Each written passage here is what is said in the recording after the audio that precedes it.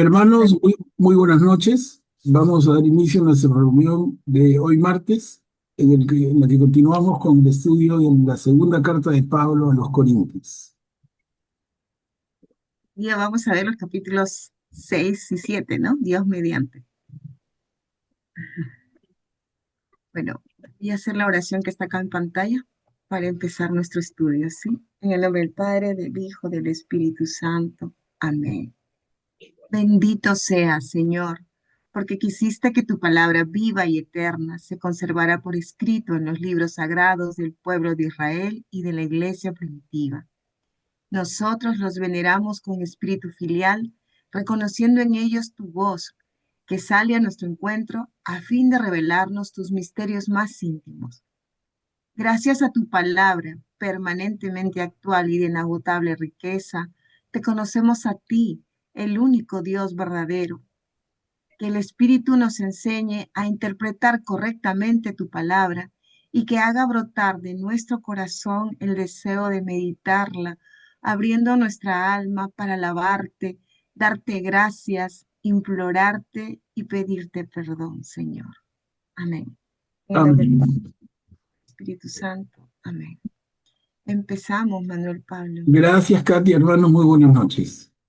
Vamos a continuar entonces con nuestra segunda carta a los Corintios. Y yo tenía unas notitas que quería compartir antes de comenzar el capítulo 6, que prácticamente son los pequeños títulos que le pusimos a las perícopas que ya compartimos el martes pasado, que me parece que dicen tanto y son tan lindas. La primera dice, llevamos este tesoro en vasijas de barro. Mira, ya hemos estudiado esto, entonces el simplemente que me pasó a mí hoy día, el simplemente releer ese título o ese subtítulo, nos evoca tanto. Llevamos este tesoro es Cristo, es su promesa de salvación, es la entrega de su vida, es su mensaje de amor. Y dice, llevamos este tesoro en vasijas de barro. Como vimos, refiriéndose a que la llevamos en un cuerpo humano absolutamente frágil, absolutamente eh, expuesto a cualquier avatar. No estamos libres de nada. O sea, podemos ser muy fuertes interiormente, muy seguros en nuestra fe, pero nuestra salud, nuestro cuerpo es absolutamente frágil. Ahora venía caminando, justamente le contaba a Guillermo un poquito antes, venía caminando con Rosana, mi esposa, paseando por el Parque de Miraflores a pesar del friazo, ¿no? Y comimos un helado, un poco bonito. Pero yo decía, oye, ¿cómo es esto, no? La vereda húmeda, un resbalón y de repente te golpeas la cabeza y ahí quedas. O el tráfico que es bien enredado, ahora está pero más feo que nunca. Y entonces cruzar una avenida como la Avenida Pardo entre carros, porque ya no dejan espacio para los peatones, ¿no? Entonces, avanza un carro, te golpea y te deja medio magullado. Entonces, realmente somos tan frágiles, tan expuestos. Pero a pesar de eso, en este cuerpo frágil, tan expuesto y tan débil, llevamos el más grande tesoro, llevamos a Jesús, ¿no? Esa frase es título de una perícopa que compartimos, y me parece linda, linda, preciosa, ¿no? Tener conciencia de esto. Así como, y eso se relaciona, hermanos, con la conciencia que debemos tener también en otra parte de las cartas de Pablo, cuando Pablo nos dice que nosotros somos el templo de Cristo, somos el templo del Señor, somos el templo de Dios. Entonces, a la vez que dice nosotros y nosotros en nuestro cuerpo, o sea, nuestro cuerpo es templo de Cristo y nuestro cuerpo es vasija de barro, ¿no? Cómo juega de una manera tan sutil pero tan firme con conceptos tan profundos. Nosotros somos el cuerpo de Cristo porque Cristo habita en cada uno de nosotros. Y a la vez, ese habitar de Cristo en cada uno de nosotros, que es un tesoro infinito, a la vez es portado en esta vasija de barro que es nuestro cuerpo. No sé si quieren comentar algo así chiquito, pero A mí me pareció digno de resaltarlo. Repito, ya lo vimos, pero como ir retomando temas inmediatamente pasados que tienen tremenda reflexión consigo.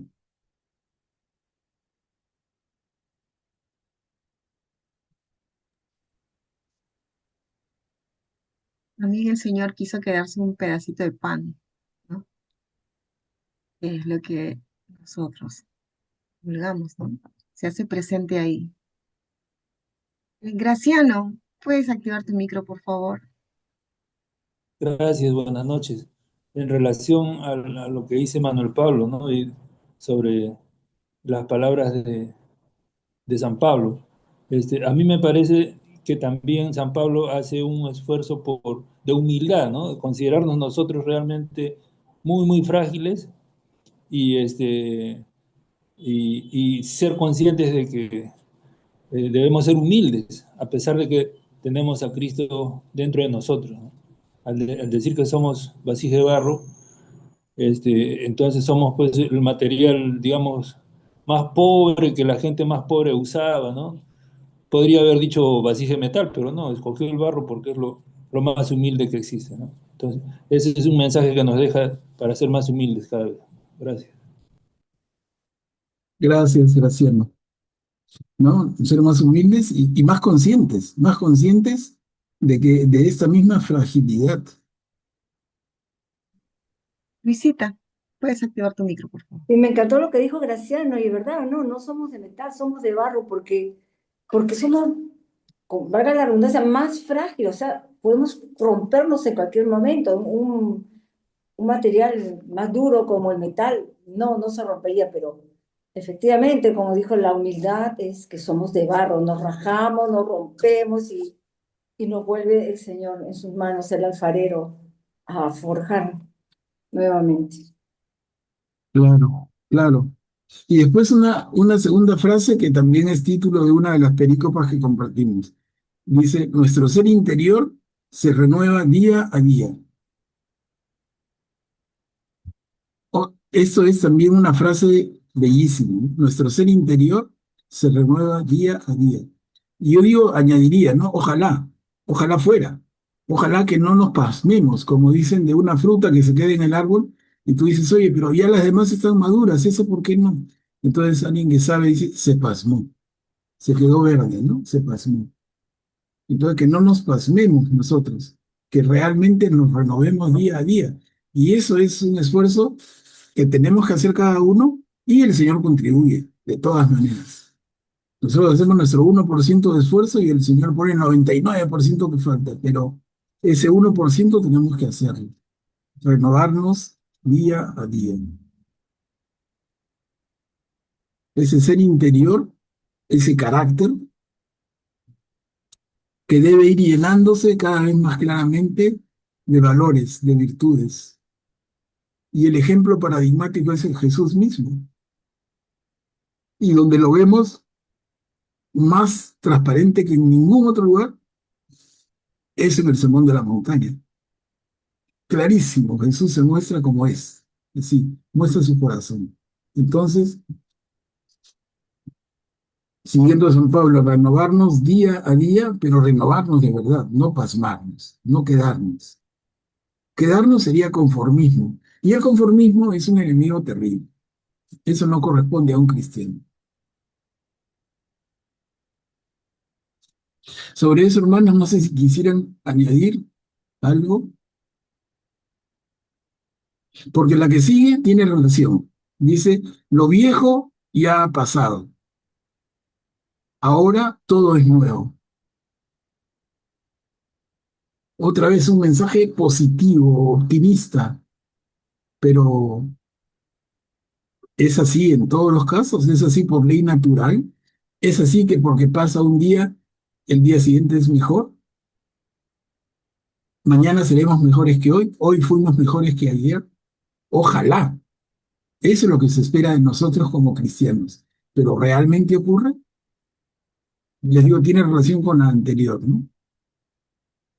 Renovarnos día a día y que lo viejo ya está pasado y que ahora todo sea nuevo. Y entonces mañana es un nuevo día, una nueva oportunidad, un nuevo despertar, un nuevo dar gracias a Dios y hacer las cosas mejor. Es la oportunidad que tenemos. Pablo lo da en un sentido de afirmación positiva, así somos. Pero yo digo, no sé, más modestamente, ojalá que así fuéramos, ¿no? Que esas palabras de Pablo realmente nos motiven y nos comprometan a ser así. Augusto, ¿puedes activar tu micro, por favor? Sí, buenas noches. Es que como Jesús hace nueva todas las cosas, a partir de la venida de Jesús, pues Él ilumina, ¿no?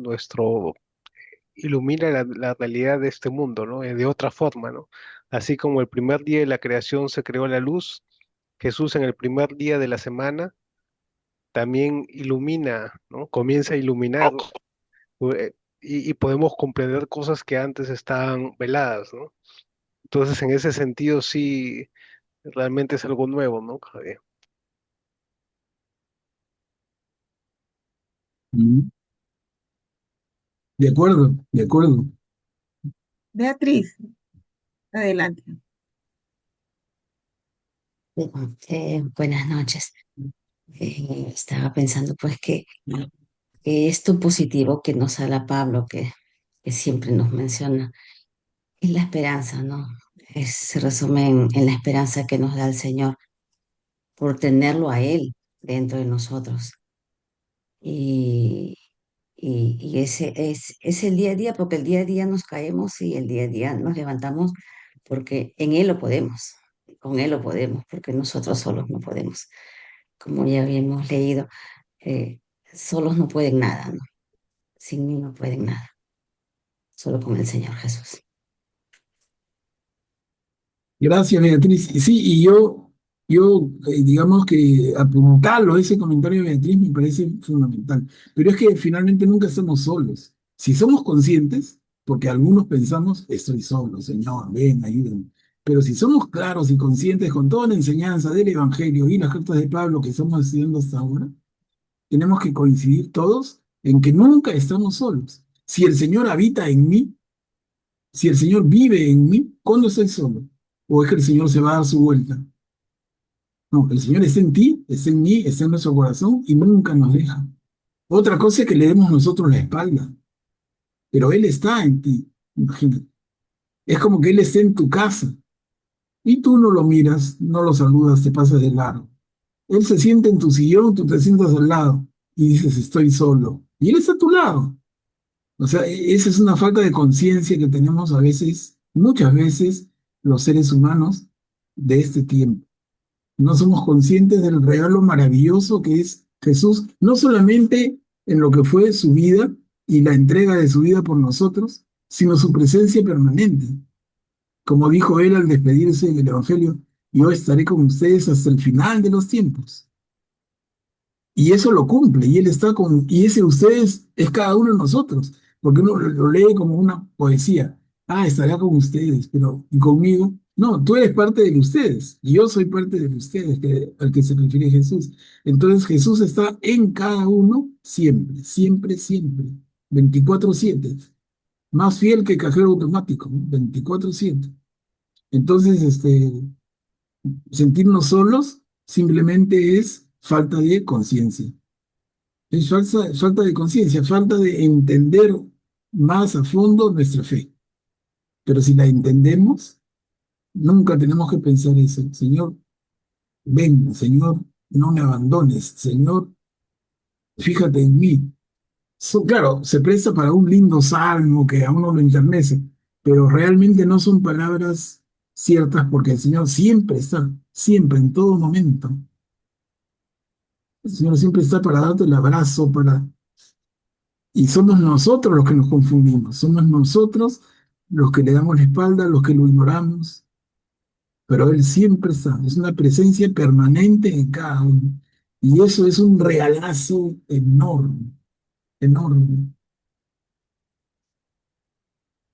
Mire, y la última frase que había revisado, que son, como digo, sin hacer mucho esfuerzo, porque son los subtítulo de las perícopas de la lección anterior, y dice muy lindo también, que me encanta. Dice, en nombre de Cristo, reconcíliense con Dios. La comentamos el otro día también, pero qué tal profundidad, ¿no? Son frases como cualquiera de estas es para ponerla en letra grande en un marco de oro. La pones en tu dormitorio, en tu sala, en tu escritorio y te acompaña. En nombre de Cristo, reconcílense con Dios. ¿Y qué significa reconciliarse, no? Es como una palabra que usamos los seres humanos, amístate. Entonces uno diría, pero ¿por qué amístate? ¿Acaso estoy peleado? No sé, cada uno que se revise, ¿no? ¿Realmente estás reconciliado con Dios? Y la primera ruptura que ameritó reconciliación fue el pecado original con Adán y Eva. Pero desde ahí, todo el tiempo. Entonces uno dice, reconciliarse con Dios es librarse del pecado. Pero ¿qué pecado cometo? Si no mato, no robo, no ninguna de esas barbaridades mayores. Creo que es una forma muy burda de verlo, pero creo que nosotros ya a esas alturas y después de todas las reuniones, de todos los martes que estamos revisando uno a otro los evangelios, ahora las cartas de Pablo, entendemos mucho más finamente lo que es el pecado, ¿no? Esa ruptura de la armonía con Dios y el valor de la reconciliación con Dios. Y dice Pablo, háganlo en nombre de Cristo, háganlo en nombre del amor. En el amor al Señor, reconcíliense con Él.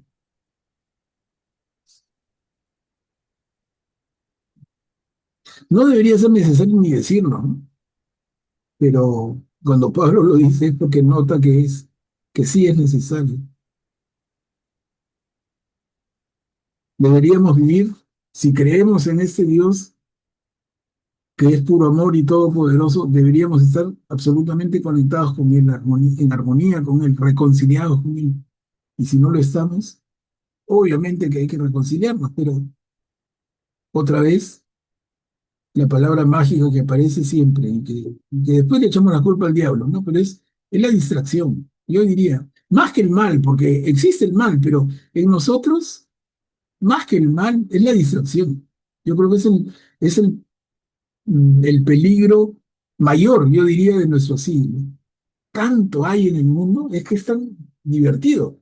Los letreros, los avisos, prende su teléfono, ya no solamente para hablar por teléfono o recibir mensajes de WhatsApp, sino los videitos, los videotes de uno y otro tipo, temas políticos, temas del espectáculo, temas de deportes, temas de religión, verdaderos y falsos, porque hasta el Papa le meten unas voces que no son él, con inteligencia artificial, y lo hacen decir cosas que no ha dicho, y a veces uno mismo cae, ¿no? Yo una vez caí, una entrevista linda que le hicieron al Papa y yo lloré y resulta que no era cierta, pero era linda, ¿no?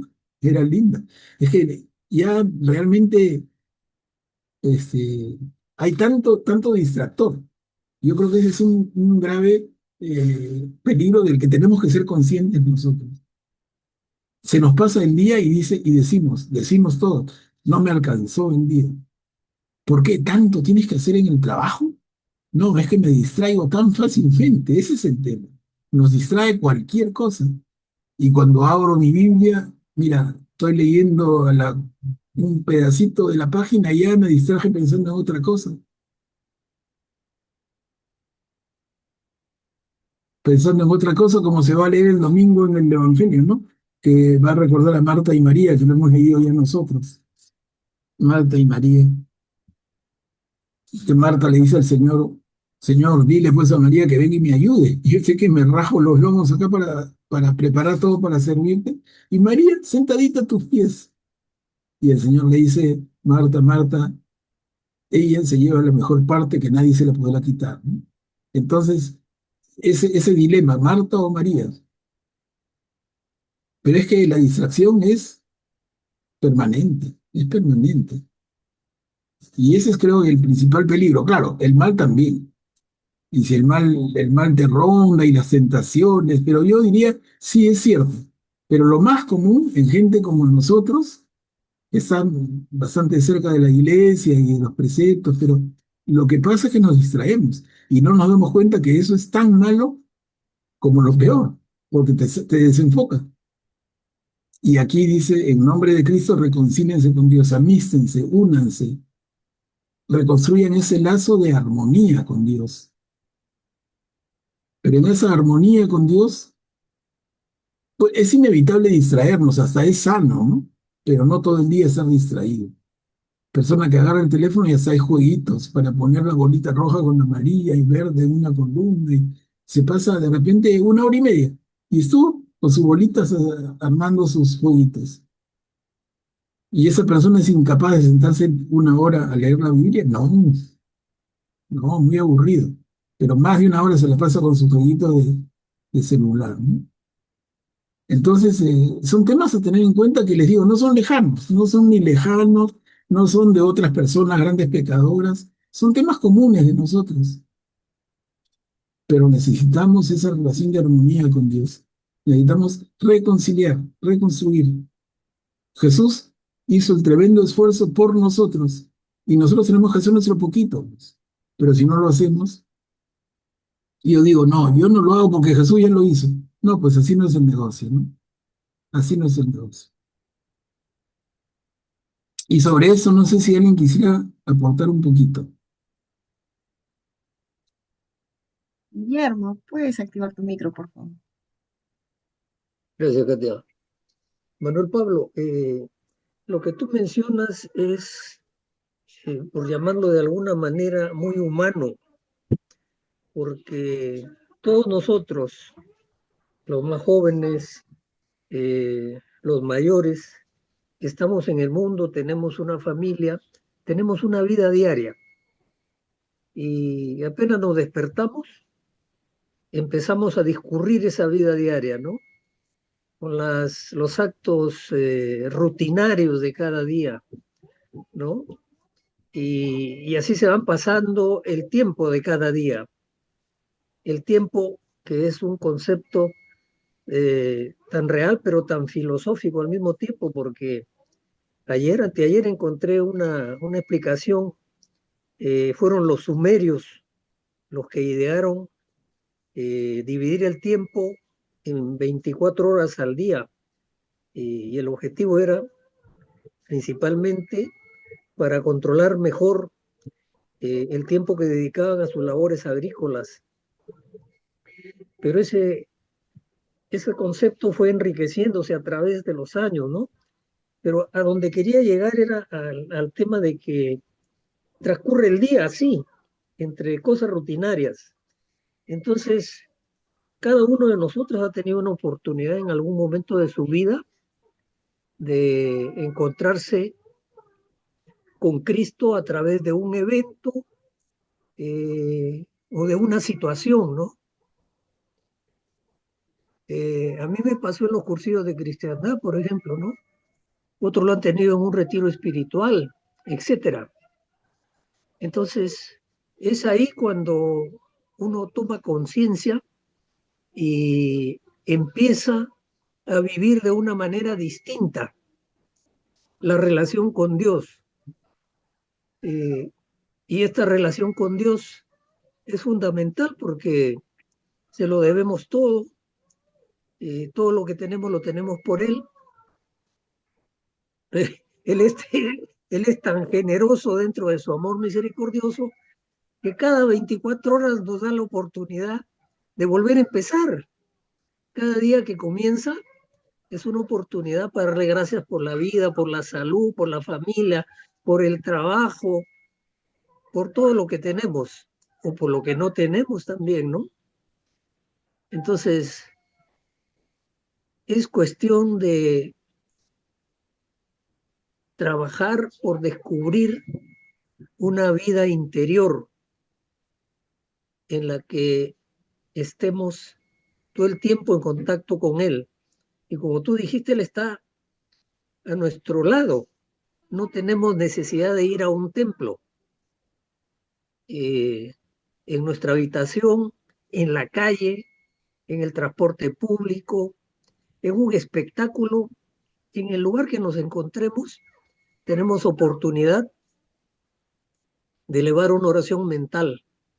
Y eso es lo que esta dedicación al conocimiento de su palabra a través del estudio de la Biblia nos facilita, nos induce, ¿no?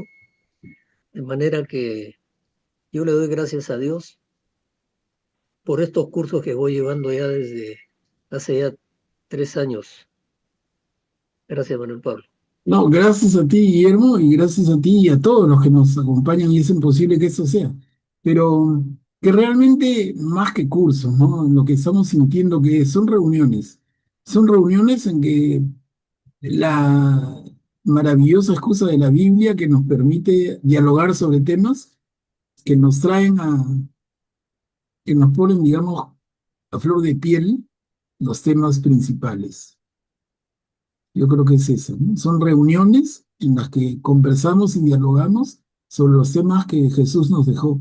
Pensamos en su palabra, la meditamos, la tratamos de entender más, ¿no? Más que cursos, porque los cursos, creo que los cursos es otra cosa. Y yo mismo he seguido miles de cursos y ustedes también, pero lo que tratamos de hacer ahora son reuniones de diálogo, son como un grupo de estudio. Ese es un grupo de estudio en el que estudiamos juntos, leemos juntos, compartimos. Pero sí, todo el valor que dice Guillermo. A ver, entonces, Katia, continuamos ya con capítulo 6. Capítulo 6, versículos del 1 al 5, tiene esta pericopa. No recibamos en vano la gracia de Dios. Vínese a leer la pericopa. Yo puedo leerla. Adelante, Graciano. Gracias. Y porque somos sus colaboradores, los exhortamos a no recibir en vano la gracia de Dios, porque Él nos dice en la Escritura, en el momento favorable te escuché, y en el día de la salvación te socorrí. Este es el tiempo favorable, este es el día de la salvación. En cuanto a nosotros, no damos a nadie ninguna ocasión de escándalo, para que no se desprestigie nuestro ministerio. Al contrario, siempre nos comportamos como corresponde a ministros de Dios, y con una gran constancia en las tribulaciones, en las adversidades, en las angustias, al soportar los golpes, en la cárcel, en las revueltas, en las fatigas, en la falta de sueño, en el hambre. Gracias, Graciano. Dice, porque somos sus colaboradores de Cristo, los exhortamos a no recibir en vano la gracia de Dios. Miren, está en la misma reflexión, ¿no? De una y otra manera toca el mismo tema de fondo.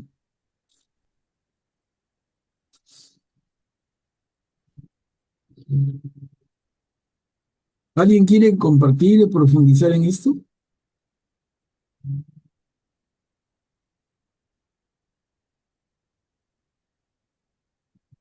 Adelante, Graciano. Gracias. En esa primera exhortación nos dice que seamos responsables, ¿no? Que no malgastemos la oportunidad ni el gran don que es la gracia de Dios. Debemos utilizarlo, o debemos estar a la altura de lo que estamos recibiendo.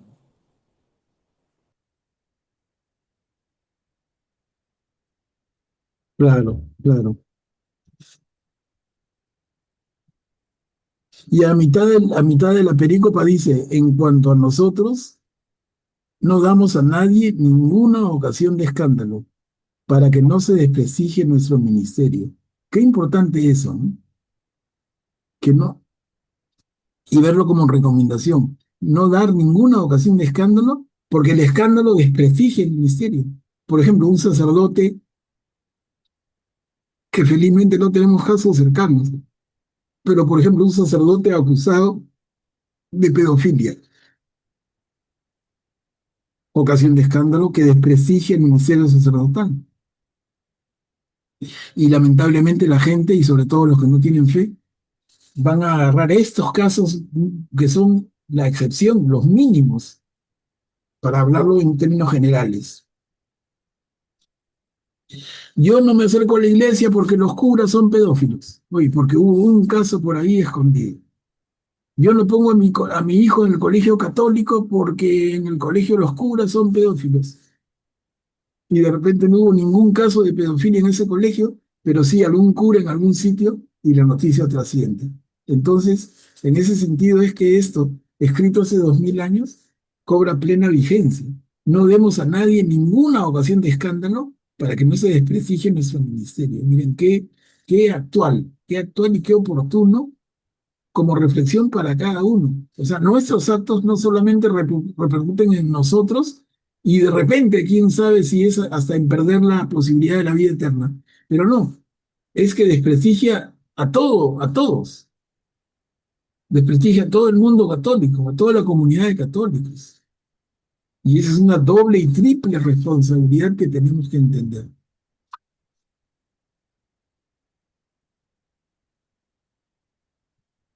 Adelante, Atilio, puedes activar tu micro, por favor. Padre Pablo, buenas noches a todos. Eh, con respecto a cumplir como ministro de Dios, como embajador de su palabra, ¿qué podríamos decir entonces de este sacerdote que se ha suicidado? Que por lo que sé, he leído, estuvo desesperado, creo que tenía, no sé, una serie de, de tribulaciones fuertes. ¿Qué podríamos, no sé, cómo, cómo, cómo, cómo interpretar lo que ha hecho? Claro, Atilio, el tema que tú tocas es bien delicado, pero sin ánimo de profundizar, porque no tenemos muchos elementos, pero yo me atrevo a comentar algo que va a tocar por un ángulo el asunto, y es que el sacerdote y el sacerdote joven tiene, de hecho que tiene, pero asesor espiritual, tiene un sacerdote mayor que es su guía espiritual, y eso tiene que funcionar. Y el sacerdote que sea guía espiritual de otros sacerdotes tiene que tener formación psicológica sólida. Yo no digo que sea un psicoanalista, ¿no? Él es un sacerdote y se forma en teología, pero que tenga una buena formación y una gran sensibilidad en el tema, y si no, que no le encarguen a otros. Pero el sacerdote o el obispo, ¿no? Pero digamos en general, el sacerdote que queda encargado de la orientación de otros sacerdotes más jóvenes como guía espiritual, como compañero espiritual, debiera ejercer una labor, de repente, como en este caso, mucho más activa. O sea, se le pasó por la guacha, o no, es que no sabemos, no tenemos, por lo menos yo no tengo mayor conocimiento y no se trata de juzgar, pero por lo menos hay una luz de alerta, ¿no? Una luz de alerta que hace pensar, algo no está funcionando. ¿Y qué es eso que no está funcionando? Es el acompañamiento del hermano sacerdote, por cargo de un sacerdote mayor, más claro, más maduro y con más elementos que la fe, de hecho, pero que más que la fe también es un poco de el manejo de variables que tienen que ver con la psique, con la psicología humana. ¿Qué pasaría con ese sacerdote joven? ¿Qué solo se sentiría? ¿Qué cosas atormentaban su corazón? Y nos hace pensar, pues, o sea, un hombre lleno de fe, pero la fe alcanza. Ese es un poco, no sé, la reflexión desde un punto, pero pueden haber muchos más. Incluso ya salieron a hablar algunos sacerdotes, ¿no? Porque eso, como tú dices, Manuel Pablo, que pastorea al sacerdote es su obispo. El obispo tiene que estar siempre velando por sus sacerdotes. Y sí, deben tener un acompañamiento, su guía espiritual también, ¿no? Pero también ya salió el caso de otro sacerdote que ha estado así, pero él sí recibió, estuvo en el pozo, dice, pero buscó ayuda, una ayuda psicológica. Y de ahí él pudo, ¿no? Porque sienten el peso, los abruma, porque ellos no son perfectos, pero la gente, muchas veces nosotros creemos que ellos pueden todo, ¿no? Son perfectos. Y ellos asumen eso y también se cansan, pues, ¿no? Adelante, Augusto, puedes activar tu micro. Sí, los obispos lamentablemente en estos tiempos más están en temas administrativos y prácticamente la función principal que era hace mucho tiempo la enseñanza Y el estar viendo, se supone como visto, debería estar viendo cada parroquia dentro de su diócesis, debería hacer un recorrido, ¿no? No lo hacen muchas veces, ¿no? Entonces eso queda en manos de los sacerdotes, y como dice bueno, Pablo, los directores espirituales. Pero hay que recordar que en estos casos, sobre todo este joven que vive en Italia, pues a veces le dan muchas, como hay tan pocos sacerdotes en Europa, le dan muchas parroquias, ¿no? Y esas son parroquias en pueblos alejados, en donde hay dos, tres, siete viejecitas, ¿no? Y hacen la misa. Es una experiencia de ser muy triste, ¿no? Ver cómo la fe es una fe que se está, digamos, muriendo en cierto sentido, ¿no? Porque no se transmite. Y por eso había una propuesta que le escuché a Monseñor Munilla que decía que esto había originado una reflexión y se estaba proponiendo que los sacerdotes diocesanos vivan en comunidad, ¿no? Que servía para muchas cosas, ¿no? Para un acompañamiento mutuo entre todos y también y sería algo que les ayudaría también en temas incluso económicos, porque viviendo en comunidad podrían solventarse los gastos, no alquilan distintos pisos, distintos departamentos, sino podrían solventarse los gastos juntos, comerían juntos, entonces genera, y de ahí ya pueden ir cada uno a hacer sus funciones, pero regresan al sitio, no viven en comunidad, comparten sus experiencias, entonces eso podría ayudar, como son los religiosos, que los diocesanos también tengan eso, ¿no? Ese apoyo emocional, no estar solos, porque la soledad no es buena, ¿no? Entonces, esa es una propuesta que se está haciendo y quizás no se analice, yo creo que analizarán. Y bueno, en lo referente aquí a la lectura que estamos comentando, eh, sí, pues hay que recordarle el pasaje que dijo nuestro Señor, que dice, y cualquiera que haga tropezar a alguno de estos pequeños que creen en mí, mejor le fuera que se le colgase una piedra al cuello y se le echase al río, ¿no? No sé, tan grave es eso, ¿no? O sea, hacer tropezar a uno de los pequeños en la fe, porque los pequeños en la fe, pues el escándalo es como una excusa para apartarse, ¿no? Y estos escándalos sexuales en la iglesia con tanta responsabilidad de algunos sacerdotes que han caído en eso, sobre todo que se dieron en los 60, 70 y 80 en la mayoría de casos. Los 90 fue bajando y a partir del 2000 se han caído en picada y a los casos de abusos sexuales son muy, pero muy raros, pero hubo mucha influencia de muchas cosas en la cultura de esos tiempos, en la liberación sexual, en muchas cosas, nuevas tendencias psicológicas que entraron en la iglesia, bueno, muchas cosas que hicieron que esos fueron los años más duros para la iglesia, ¿no? Y de ahí son la mayoría de los casos que vienen arrastrando. Ujú. Ya justo, adelante, Graciano. Gracias. Este, la verdad que no quiero justificar nada ni a nadie, ¿no? Pero no debemos olvidar que por más que sean sacerdotes, son tan humanos y de carne y hueso como cualquier otro. Y pueden tener también problemas psicológicos, pueden tener problemas de diversos tipos, tan igual que nosotros. Claro, ellos tienen la fuerza de la fe de su formación, pero a veces eso no alcanza. La psicología de una persona es un mundo muy diferente cada una. Y entonces, pero en eso sí yo soy firme, ¿no? Cada caso de estos debería investigarse, debería analizarse y sacar alguna conclusión que lleve a algo práctico, obviamente para evitar todas estas desgracias, les llamo yo, ¿no? Que ocurren entre los sacerdotes, ¿no? Gracias. Ujú. Manuel Pablo, justo acá dice, ¿no? Dice, al contrario, siempre nos comportamos como corresponde a ministros de Dios con una gran constancia en las tribulaciones, en las adversidades, en las angustias, al soportar los golpes, en la cárcel, ¿no? En las revueltas. O sea, ellos tienen que estar preparados, no solo ellos, también nosotros, tener una mente fuerte, ¿no? Y para eso es que nosotros tenemos que estar siempre en constante acercamiento al Señor, ¿no? Como tú decías hace un momento, ¿no? Con una de las frases, es siempre estar ahí, ahí, porque eso va a pasar y el demonio también existe y va a estar ahí, ahí, ahí. Y entonces, si no somos fuertes, y como lo hemos visto, ¿no? Que decía que hay que vestirnos con la armadura de Dios, pues no, no va a pasar, pero también es cierto, el Señor nos da los medios, nos manda formas para nosotros también fortalecernos y fortalecernos también en comunidad, ¿no? Por eso es que dicen que, como dice Augusto, eso también lo escuché a Augusto, a uno de los sacerdotes que está con nosotros, que decían que a ellos son diocesanos, sí ellos buscan ahora sí estar más en comunidad y que tengan sus días donde puedan compartir, donde puedan, ¿no?, encontrarse y hablar. Y hay un día en que están ellos como para relajarse, ¿no?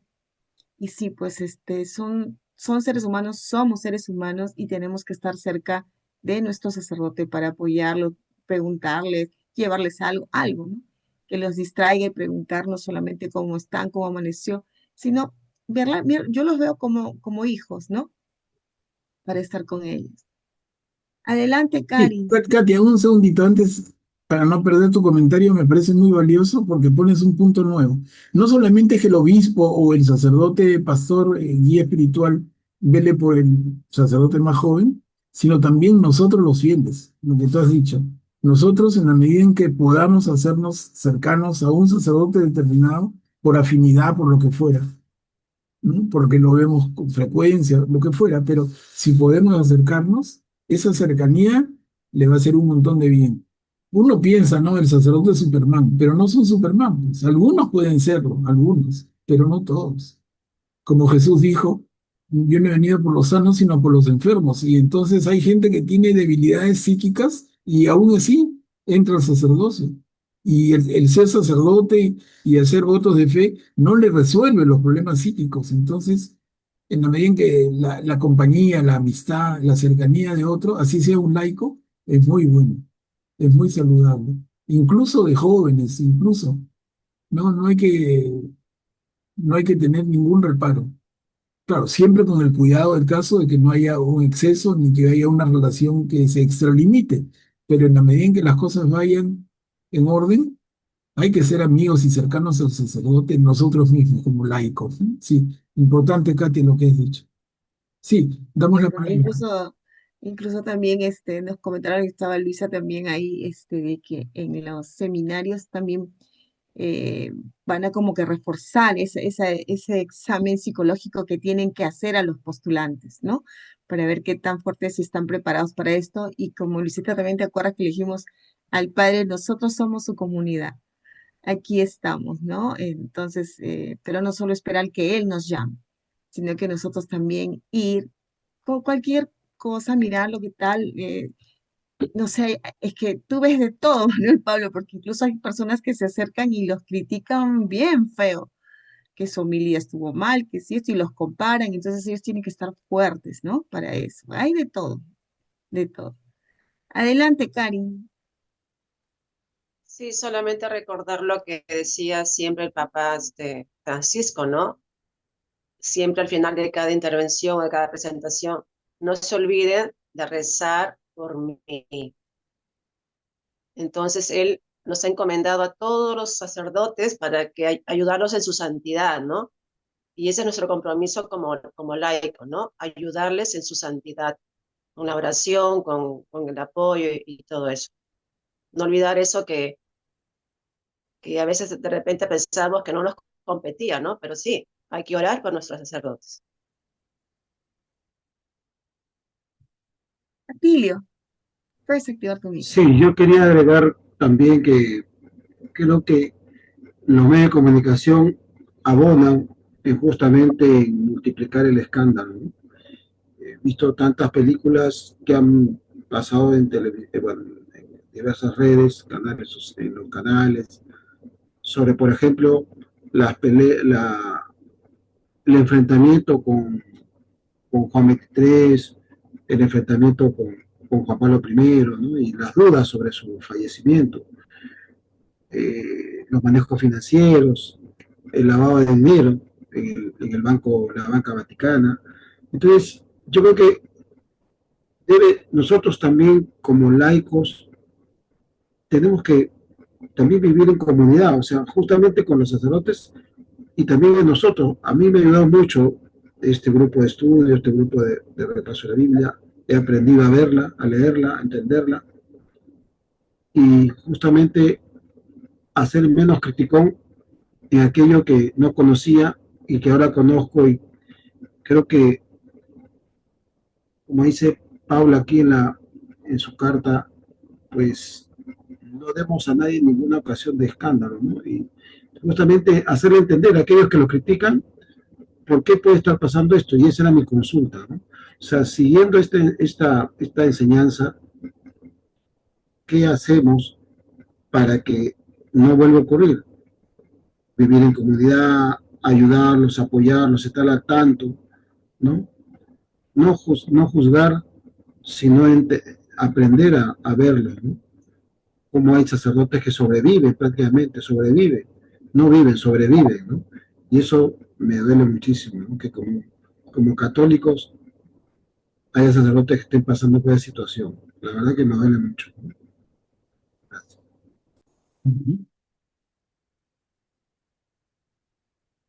Graciano está pidiendo la palabra. Adelante, Graciano. Gracias. Justamente acabo de recordar que una cosa que nosotros podemos hacer es hacer una vida más cercana, o sea, tratarlos a ellos como si fueran, a los sacerdotes como si fueran parte de nuestra familia, ¿no? Disculpen que hable a título personal, pero yo formo parte de una comunidad católica de familias y hacemos actividad en una parroquia en Chiclayo. Y bueno, yo tenía en la cabeza que, en mi mente, que la relación con el sacerdote era hacer una jornada médica, colaborar con el comedor, ¿no? Pero no, pues mis amigos de esa comunidad también destinan unos días del mes simplemente para reunirse a conversar con el sacerdote. Y ya ningún trabajo de apoyo, simplemente pues, conversar con el sacerdote. Entonces yo por primera vez en mi vida vi eso. ¿Y por qué? ¿Por qué van a conversar con el sacerdote? Ya le hemos preguntado, me dijeron, y él se siente solo y necesita de la compañía, de la conversación, como si fuéramos familia, como si fuéramos hermanos. Entonces, los que forman parte del grupo y viven en Chiclayo han establecido ya un cronograma para ir a visitarlo al sacerdote. Y ahí en esa parroquia hay más de un sacerdote, son 3 sacerdotes. Pero ellos lo han manifestado así francamente de que ellos necesitan de conversar con los hermanos, ¿no? En este caso de la comunidad de familias cristianas, ¿no? Es una necesidad, o sea, el sacerdote no puede estar solo, por eso es que seguramente muchos de ellos caen en desgracia, ¿no? Caen en alguna falta, ¿no? Les cuento esto como una experiencia que a mí me está pasando y que yo creo que, como dijo Manuel Pablo hace un rato, todos los que formamos parte de una parroquia, de una iglesia, tenemos esa obligación de cuidar al sacerdote, porque el sacerdote también es de carne y hueso y puede tener muchos problemas psicológicos, sociales, ¿no? Psicosociales, ¿no? Y ahí la compañía pues es muy importante, ¿no? Compartir, ¿no? Es muy importante. Gracias. Katia, se han comentado cosas muy valiosas, de verdad, muy lindas, ¿ah? Muy positivas, y ojalá que cada uno pueda llevar esto en su propia parroquia y transmitirlo a otros hermanos. Esta labor que tenemos que hacer nosotros los laicos de acompañar a nuestro sacerdote. Al sacerdote vamos cuando necesitamos que nos dé algo, un consejo, una palabra de aliento. Pero cuando vamos nosotros a escucharlo, padre, cuénteme una anécdota de su juventud, usted de dónde viene, de qué país, y cómo fue su juventud, y tiene otros hermanos. Nunca le preguntamos, o muy poco le preguntamos, y eso les encanta. Yo lo he vivido en carne propia, ¿no? Les encanta hablar de su ciudad, de sus costumbres, de su familia. De repente dice, yo tengo un hermano que se parece mucho a ti, porque no sé qué, porque lo otro. ¿Y cuándo te hubiera dicho eso? Pues en una homilía, en una confesión, nunca. Pero cuando le das la ocasión, son seres humanos, además muy tiernos, ¿no? Pero que están pidiendo, dame también tú de tu tiempo, yo te doy el mío, pero tú dame el tuyo. Dame de tu tiempo, escúchame, interésate. Es muy valioso. Que no se sientan solos. Claro, ya decíamos hace un rato y no nos debemos contradecir. O sea, el sacerdote que está clarísimo no se va a sentir nunca solo porque tiene a Cristo con él. Pero somos seres humanos, pues, si nos vienen los momentos de debilidad. Y para eso somos comunidad, para estar juntos, para reírnos.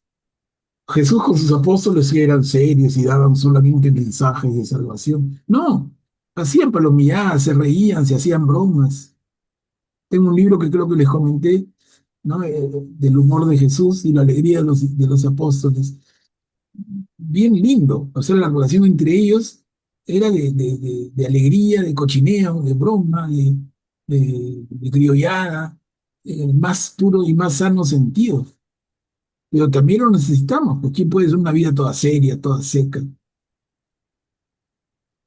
No, y el mismo Señor lo dijo, ¿no, Manuel Pablo? Que el mundo los reconozca en esto, que ustedes, que nos amamos unos con otros, ¿no? Estamos siempre ahí, ¿no? Amándonos. Adelante, Luisita, puedes activar tu micro. Bueno, yo les quiero contar una experiencia que tenemos acá también con Katia. Resulta que en mi televisor no tengo una aplicación, no sé, eso tendría que explicar mi hijo, pero hay un montón de películas. Entonces hacemos cineforum con los padres. Mi casa está bendecida porque ya han venido, un día estuvieron dos sacerdotes viendo la película, tomamos lonchecito, conversamos como amigos, o sea, quizá son sacerdotes, siempre con respeto, pero como amigos que compartir, o vamos a ver una peli, ya, ok, ¿qué traes? ¿Tú qué traes? Hasta el padre traía su jamón, queso, o sea, han sido varias oportunidades que hemos estado viendo y ahora estamos pendientes del Contador 2. No solo películas religiosas, ¿ah? Pero es bueno cuando son religiosas porque podemos detener y el padre nos explique, nosotros lo ve desde otro punto de vista, ¿verdad? Así que ahora tenemos películas pendientes, pero que no hay día, pero de todas maneras los vamos a invitar y es bonito. Entonces ya se sienten, creo que se sienten parte de la familia. Mi casa es chiquita, pero el corazón de todos nosotros es así grandote. Los tenemos acá como nuestros amigos y siempre vigilándonos, ¿no? Cuidándolos, preocupándonos y diciendo, padre, por si acaso, como dijo Katia, ¿no? Somos su comunidad, cualquier cosa, avísenos, ¿ah? Y a veces hasta lo resolvamos. Avise, padre, por favor. Ok, ya, si un día se olvidó, bueno, por cuarta vez el padre y su cargador se quedó a dormir acá. Entonces yo me venía, le digo, padre, ¿trajo su cargador? Me dio risa porque es una cara de niño agarrado en falta. No, vengo, le llamé, me dijo, trae cargador, lo pusimos y le resolvimos el problema, ¿no? Pero por si acaso, así como mamá, pues, ¿no? Que se preocupa por sus hijos. Algo así tenemos con Katia, con Patti, también con los sacerdotes acá. Lo sentimos como los encargados del Señor que nos lo ha puesto ahí, ¿no? Y ese día que Luisa dice, hay que tener la canchita lista. Al padre le gusta la canchita. Adelante, Augusto. Puedes activar tu micro. Hay que recordar también que a pesar de que Jesús siempre está con nosotros, a veces Jesús está como dormido, ¿no? A veces la barca comienza a agitarse entre las olas y Jesús duerme y grita y no se levanta, ¿no? Entonces, lo que se llama a veces en la vida espiritual la noche oscura del alma, ¿no? Que a veces personas religiosas, incluso santos, le han pasado por décadas, ¿no? De toda esa oscuridad y no encuentran, no sienten la presencia del Señor, ¿no? Tienen una fe, pero digamos, es, eh, es misterioso, ¿no? Porque a algunas personas se les da eso, ¿no? Y después de repente se va, ¿no? Es un proceso, ¿no? No es algo malo, sino es un proceso de purificación en sí, ¿no? Que los lleva a una mayor santidad si sabes aprovechar el proceso, ¿no? Pero también se da eso, ¿no? Por eso es que Jesús no dijo a cada uno, le dijo ya a cada uno, vayan y recen y ustedes estén en su habitación, solo en su habitación y recen, ¿no? Sino también en comunidad, ¿no? La vida en comunidad, ¿no? La vida en iglesia, ¿no? La reunión, eso es lo que el Señor es una iglesia, ¿no? Una comunidad donde todos se apoyen también, ¿no?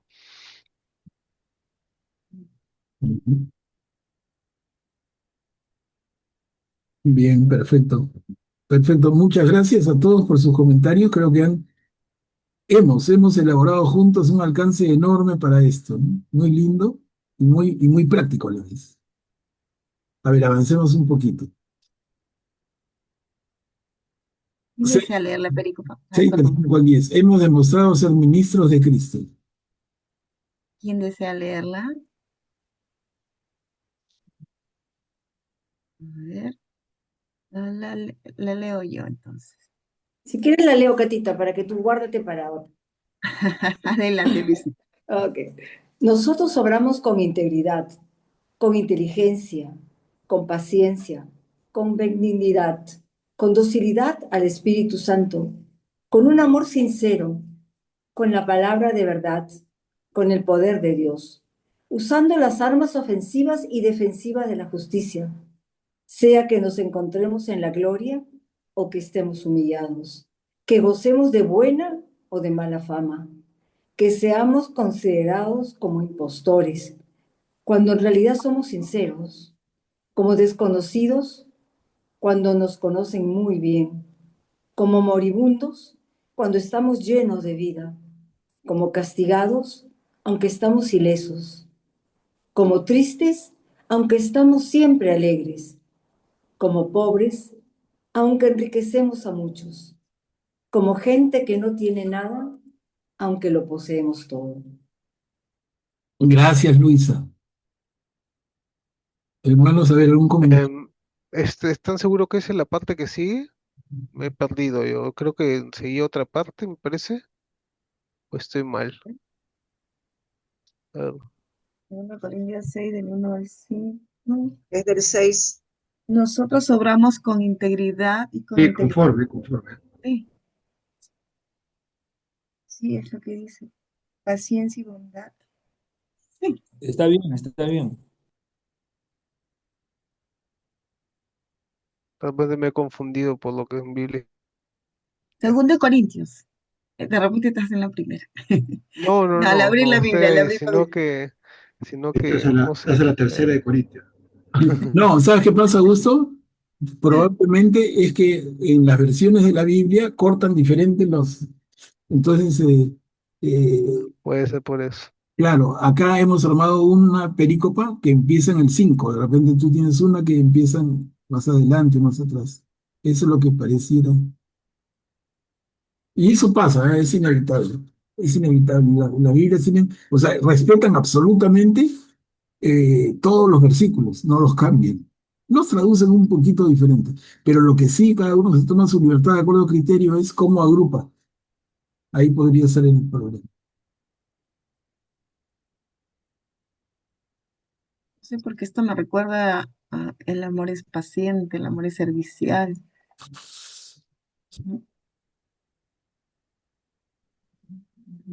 Graciano, adelante, por favor, active su mic. Gracias. Esta comparación de opuestos, ¿no? Me hace recordar la oración de San Francisco de Asís. Yo quisiera consultar a Manuel Pablo cómo es el uso de las armas ofensivas y defensivas de la justicia. Primera vez que leo algo así. Gracias. Claro, pero lo podemos leer un poco como cuando leemos, sean astutos como la serpiente y mansos como la paloma.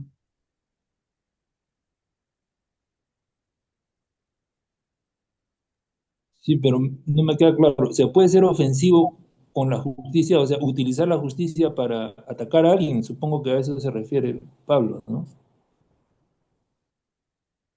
No, pero más que para atacar, para protegerte. Más que para atacar. Atacar no se trata de atacar a nadie, no, sino protegerte internamente, interiormente, justo en relación a lo que hablábamos, ¿no? Incluso del sacerdote que se siente un poco solo y que en ese sentirse solo está expuesto. Entonces, esas armas ofensivas y defensivas de la justicia, ¿ante quién finalmente? Ante el tentador, ante el demonio, no ante el otro.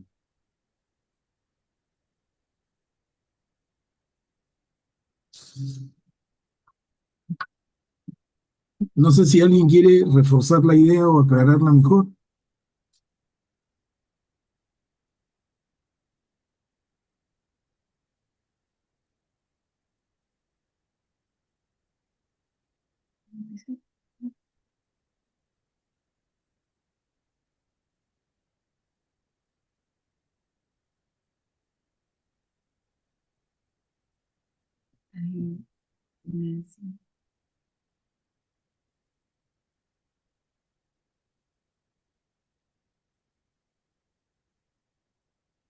La frase da para pensar bastante, ¿no? Creo que por eso es que no hay mayor comentario ahorita. Es que es para leer y releerla Sí. y para pensarla.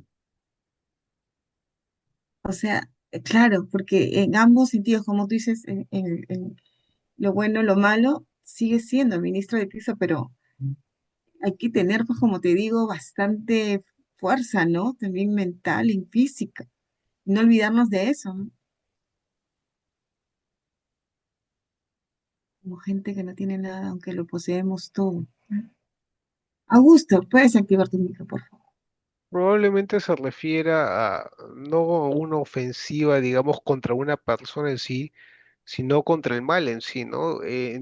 Plasmado en distintas situaciones en la sociedad, ¿no? Por ejemplo, una situación de pobreza extrema, ¿no? Que te enfrentas a eso, ¿no? Que vas ofensivamente, ¿no? No estás pasivamente en defensiva. En defensiva está Pablo cuando de repente cuando está siendo atacado, ¿no? Te proteges defensivamente, ¿no?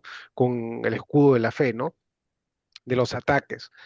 Pero luego en el momentos donde puedas hacer algo por solucionar un mal, ¿no? Que ves o ves que alguien está siendo atacado por la fe y sales en su defensa, ¿no?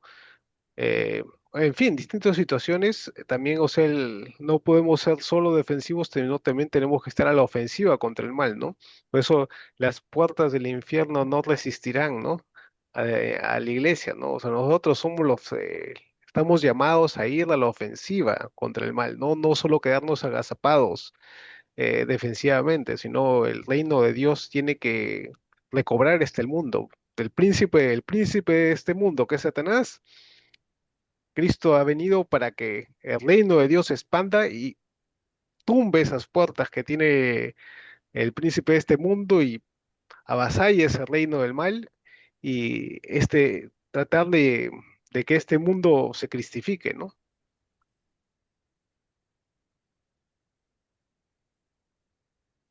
Ujú, ujú.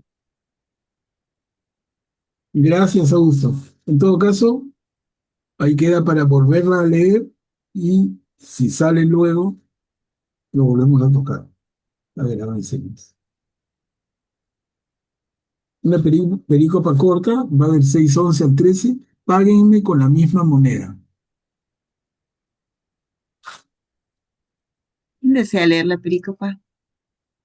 Es cortita. ¿Puedo? Adelante, Marisol. Páguenme con la misma moneda. Les hemos hablado, Corintios, con toda franqueza y hemos abierto completamente nuestro corazón. En él hay cabida para todos ustedes. En cambio, en el de ustedes no la hay para nosotros.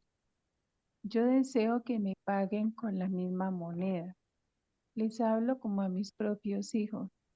También ustedes abran su corazón. Gracias, Marisol. Qué lindo, ¿no? No solamente es que el que nos habla, como en este caso Pablo, abre su corazón para nosotros, sino que Él nos pide, así como yo, ustedes también abran su corazón. Corazón abierto para decir las cosas, pero también corazón abierto para escuchar.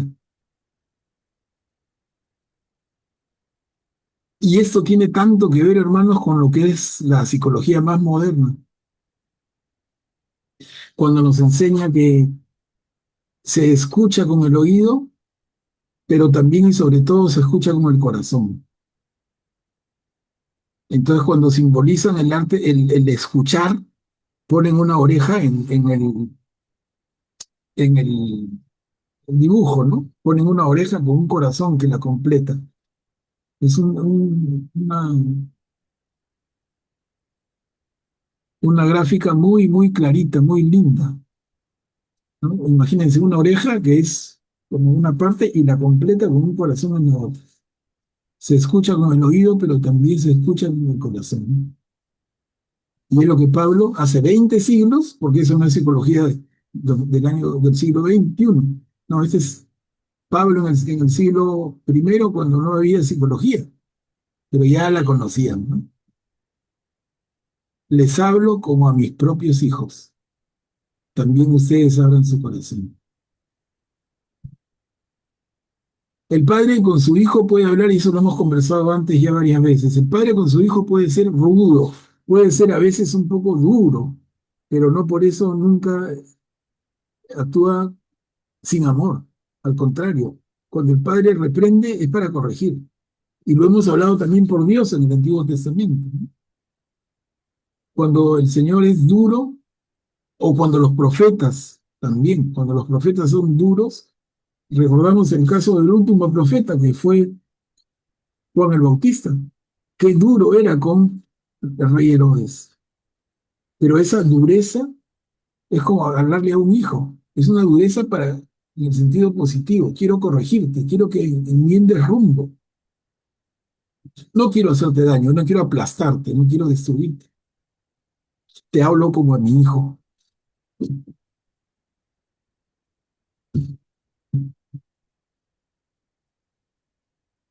Pero acá Pablo está defendiendo su ministerio, ¿no? Como hemos empezado retrocediendo en las cartas, de todo lo que, ¿no? Hablaban de él, ¿no? Lo acusaban.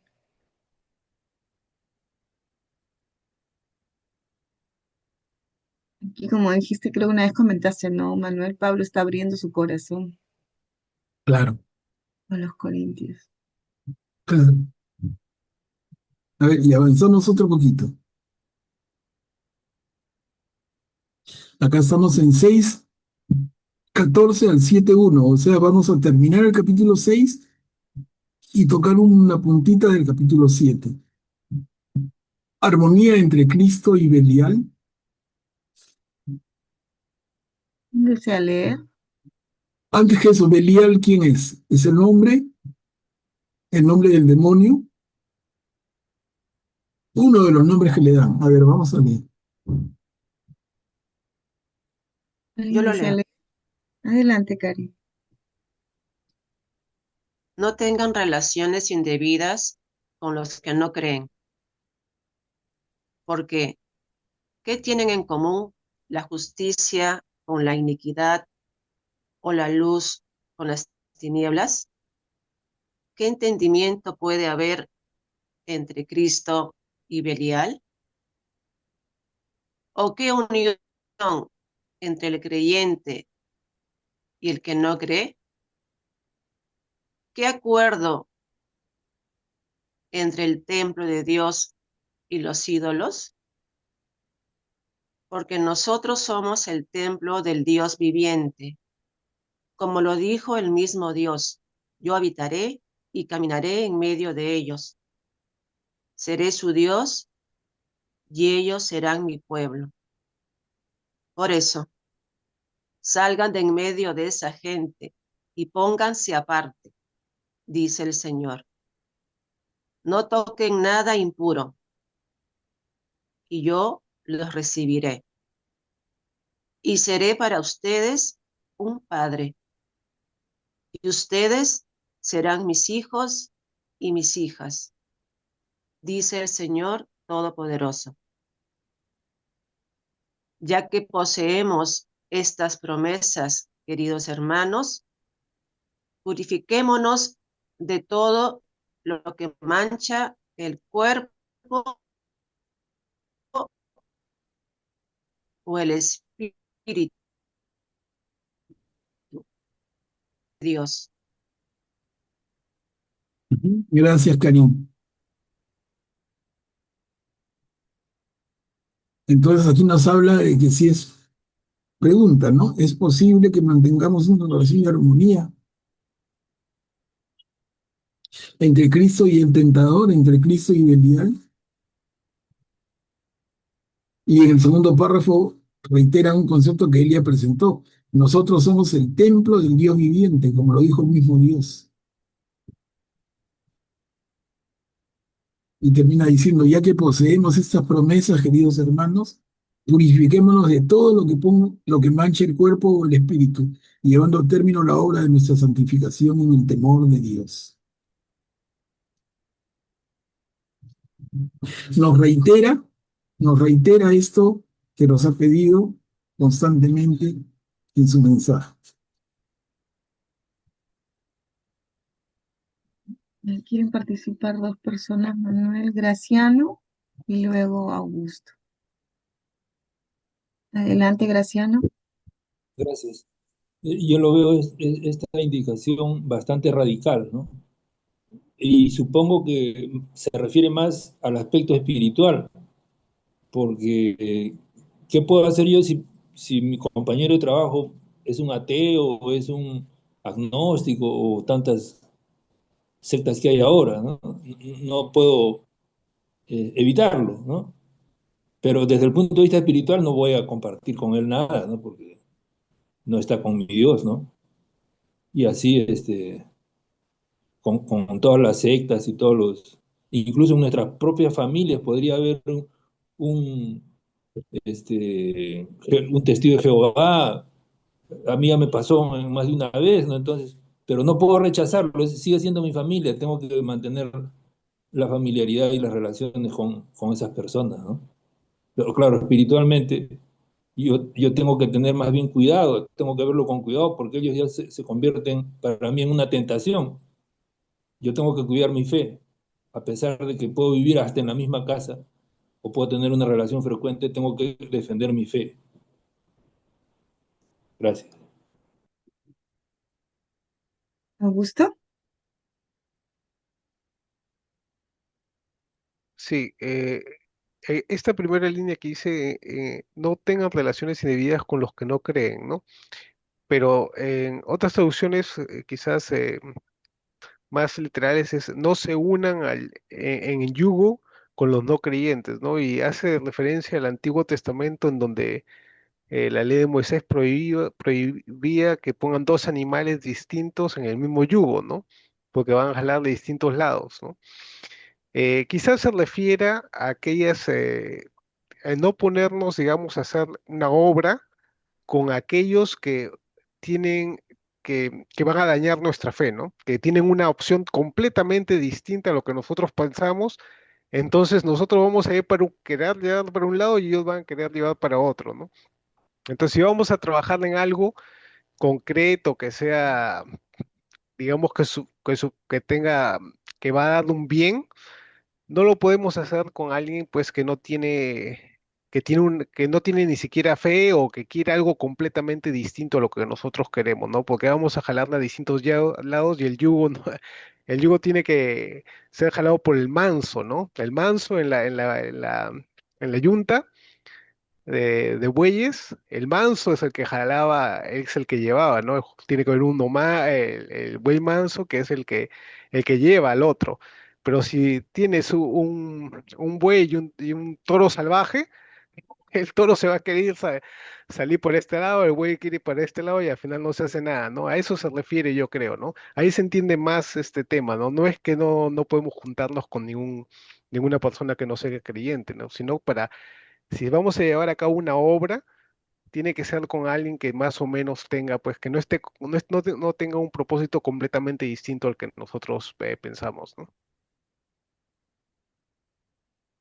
Claro, Augusto, lo que dices es muy cierto. Y yo creo que la mejor vacuna para eso es estar nosotros claros. O sea, que cada uno de nosotros como cristianos católicos estemos bien claros para que no dejarnos confundir.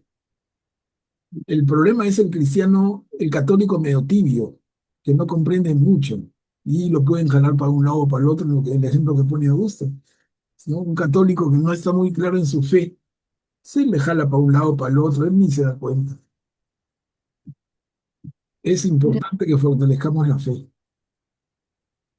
Claro, pero acá sí, también viéndolo de este punto, ahí en Corinto, como tú nos explicaste al inicio, era una ciudad que tenía bastante influencia y tenía pues el templo de Afrodita, ¿no? De Afrodita. Y entonces, imagínate, él venía en una ciudad así cosmopolita y que hace una comunidad pequeña, la influencia es muy grande.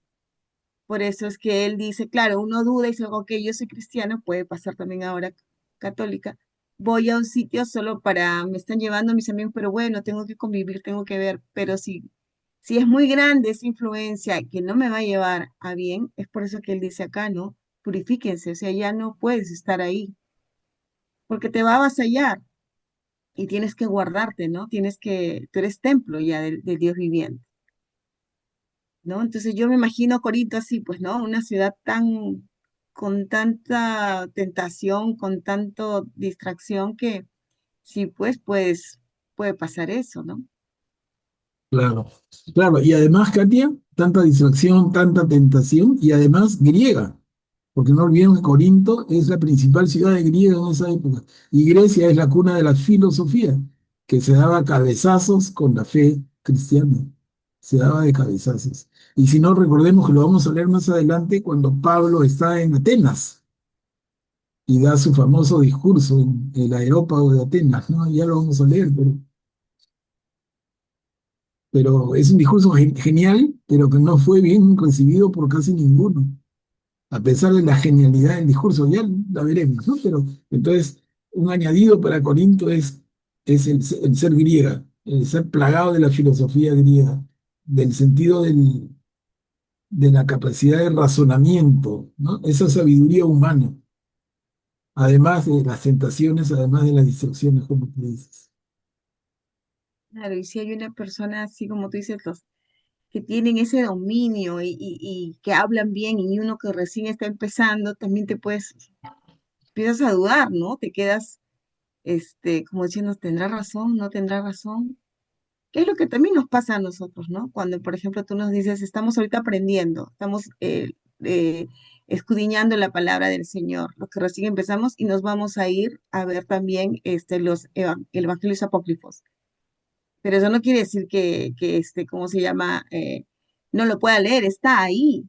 Pero primero tengo que cimentarme, pues, porque si no, como me entra la duda, ¿será, no será? O sale alguien que viene y dice que tiene mensajes, que sea apariciones, ¿no? Estas cosas, y te hablan cosas que pues que tú dices, oh, ¿será?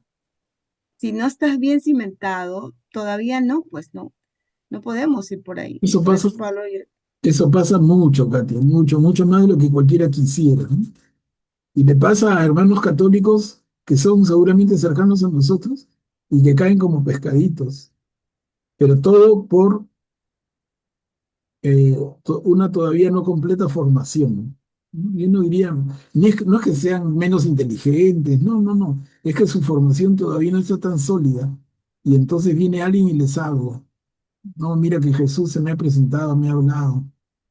Ah, Jesús se sigue revelando. ¿Y qué te dice Jesús para escribirlo? Hay que abrir la Biblia y ponerle más cosas, ¿no? Jesús sigue revelándose. Ideas que no son claras, ¿no? Y eso recuerdo mucho a Augusto, lo explicó hace ya varias reuniones cuando habló de las revelaciones particulares, que se siguen dando, pero hay que tomarlas como particulares. Pero la revelación misma ya se cerró, se completó. Pero cuando la fe no está bien cimentada, es que se da pie a cualquier desviación, más chiquita, más grande. Y no, no siempre con mala intención, ¿no? No siempre con mala intención, muchas veces con buena intención, pero aún así nos desviamos del camino, un poquito. A ver, vamos a leer otro poquito. Háganme un lugar entre ustedes, dice Pablo. ¿quién desea leer? Yo Cortita. por Adelante, Graciano. háganme un lugar en sus corazones. Nosotros no hemos perjudicado, ni arruinado, ni explotado a nadie. No digo esto para condenarlos. Como ya les dije, ustedes están en mi corazón, unidos en la vida y en la muerte. Y yo siempre les hablo con toda franqueza y tengo sobrados motivos para gloriarme de ustedes. Esto me llena de consuelo y me da una inmensa alegría en medio de todas las tribulaciones. Gracias, Graciano. Miren, ¿no? Háganme un lugar en sus corazones, nos dice Pablo. Nosotros no hemos perjudicado ni arruinado ni explotado a nadie. No digo esto para condenarlos. Como ya les dije, ustedes están en mi corazón, unidos en la vida y en el amor. Tremendo, Pablo. Yo siempre les hablo con toda franqueza y tengo sobrados motivos para gloriarme de ustedes. Esto me llena de consuelo y me da inmensa alegría en medio de todas las tribulaciones, en medio de todas las dificultades que se viven. Pero en medio de las dificultades Él tiene el consuelo y la alegría de que tiene un lugar en el corazón de todos.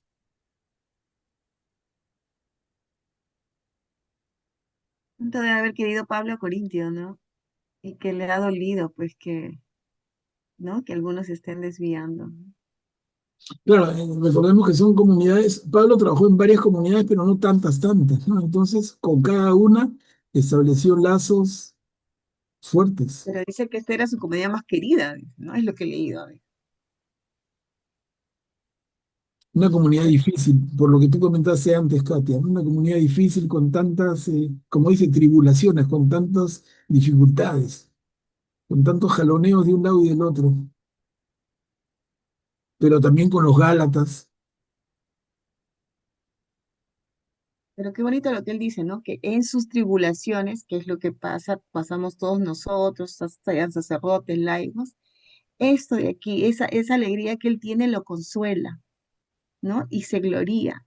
Entonces, por eso siempre me acuerdo que alguien una vez me dijo, tus bendiciones, tus gozos, lo que tú recibes, lo que uno dice diosidencias muchas veces, o tus alegrías, escríbelo, escríbelo, porque cuando lleguen tus momentos tristes, tus momentos duros, vuelve a leerlos y vas a ver que Dios ha estado ahí y está siempre, ¿no? Porque la memoria es frágil. Por eso es que muchas veces nosotros decimos, me siento sola, ¿no? Estoy sola, no tengo a nadie. Pero como tú has dicho al principio, tenemos que interiorizar que no estamos solos. Y eso justamente nos ayuda, ¿no? Cuando dicen, ten tu cuaderno espiritual. Siempre el Padre nos dice, escriban, escriban, ten ese diario espiritual, que eso también a ti, en tu día a día, te levanta. Te dice, sí, ahí ha estado Dios, ¿no? Es un testimonio personal que uno puede hacerlo. A ver, y vamos, terminemos el capítulo 7. Son 2 diapositivas, pero entonces ya con esto habríamos hecho el día de hoy capítulos 6 y 7 completitos, ¿no? Como pronosticó Katia. Decía, no vamos a llegar. Tito nos contó el anhelo que tienen de verme. Tito es un compañero de Pablo, un compañero de viaje. ¿Alguien desea leer? Ok, leo yo. Cuando llegamos a Macedonia, no tuvimos descanso. De todas partes nos acosaban las tribulaciones, luchas por fuera y temores por dentro. Pero Dios, que consuela a los afligidos, nos consoló con la llegada de Tito, y no solo con su llegada, sino también con el consuelo de usted que ustedes le prodigaron. Él nos habló del profundo afecto, del dolor y de la preocupación que ustedes sienten por mí, con lo cual me alegré más todavía, porque si bien es verdad que los entristecí con mi carta, no me lamento de haberlo hecho. Si antes lo lamenté al saber que aquella carta, aunque solo fuera momentáneamente, los entristeció, ahora me regocijo, no porque ustedes se hayan puesto tristes, sino porque esa tristeza fue motivo de arrepentimiento. Ustedes, en efecto, han experimentado la tristeza que proviene de Dios, de manera que nosotros no les hemos hecho ningún daño. Esa tristeza produce un arrepentimiento que lleva a la salvación y no se debe lamentar. En cambio, la tristeza del mundo produce la muerte.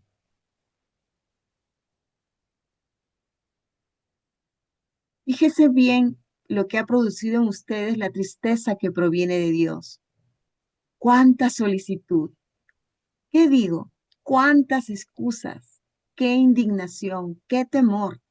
¡Cuántos deseos ardientes! ¡Qué preocupación! ¡Qué castigo ejemplar! De todas las maneras posibles, ustedes han demostrado que son inocentes en este asunto.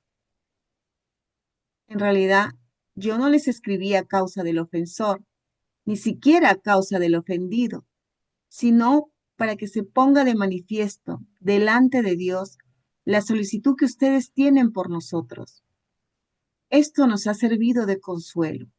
Y a este consuelo personal se agregó una alegría mucho mayor todavía, la de ver el gozo de Tito después que fue tranquilizado por ustedes. Y si delante de él me glorié un poco de ustedes, no me avergüenzo de ello. Todo lo contrario, de la misma manera que siempre les he dicho la verdad, también en esta ocasión se comprobó que era legítimo el orgullo que sentí por ustedes delante de Tito. Y el afecto que él les tiene se acrecienta cuando recuerda la obediencia, el respeto y la reverencia con que lo recibieron. Por eso me alegro de poder confiar plenamente en ustedes. Ujú. Gracias, Katia. Muy clarito lo que dice, muy clarito. Habla de una carta que ya habíamos comentado antes, una carta que parece que se perdió entre la primera y esta, una carta que les produjo mucha tristeza, ¿no?